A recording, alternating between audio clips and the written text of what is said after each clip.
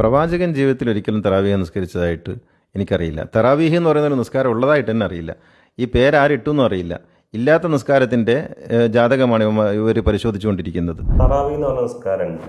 ഈ സൽമാൻ റളിയല്ലാഹു അൻഹുവിന്റെ ഒരു ഹദീസ് ഉണ്ട്. അത് ഖതബന റസൂലുള്ളാഹി സ്വല്ലല്ലാഹു അലൈഹി വസല്ലം നബി സല്ലല്ലാഹു അലൈഹി വസല്ലം തങ്ങൾ ഈ ഷഅബാനിന്റെ ഒരു അവസാന ദിവസം ഞങ്ങളുടെ അടുക്കലേക്ക് വന്നിട്ട് ഞങ്ങൾക്ക് ഒരു ഖുതുബ പറഞ്ഞു. എന്നിട്ട് അതിലിങ്ങനെ പറഞ്ഞു കഴിഞ്ഞിട്ട് ഹദീസ് ഇങ്ങനെ അങ്ങോട്ട് വരുമ്പോൾ ഖിയാമ ലൈലിഹി തതവ്വഅ എന്നുള്ളൊരു ഭാഗമുണ്ട്.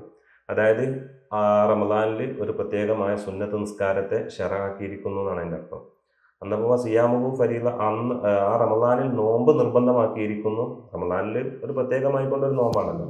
അതേമാതിരി തന്നെ എന്ത് ഖിയാമ ലൈലിഹി തതവ്വഅ, ഒരു പ്രത്യേകമായ സുന്നത്ത് നിസ്കാരം ഉണ്ട് എന്നുള്ളത് അതിൽ നിന്ന് മനസ്സിലാക്കാം. മാത്രമല്ല ഈ സ്വഹാബത്തൊക്കെ അക്കാലഘട്ടത്തിൽ ഒരു പ്രത്യേക നിസ്കാരം നിസ്കരിച്ചിരുന്നു എന്നും ഇങ്ങനെ ഉള്ള ഒരു നിസ്കാരത്തിന് വേണ്ടി നബി സല്ലല്ലാഹു അലൈഹി വസല്ലം തങ്ങൾ പള്ളിയിലേക്ക് വന്നിരുന്നുവെന്നും പിന്നെ ജനങ്ങൾ അധികരിച്ചതായ സമയത്ത് റസൂലുള്ളാഹി സ്വല്ലല്ലാഹു അലൈഹി വസല്ലം തങ്ങൾ വീട്ടിൽ വെച്ചങ്ങാട്ട് നിസ്കരിച്ചു എന്നും പറയുന്ന ഭാഗങ്ങളൊക്കെ ഉണ്ട്.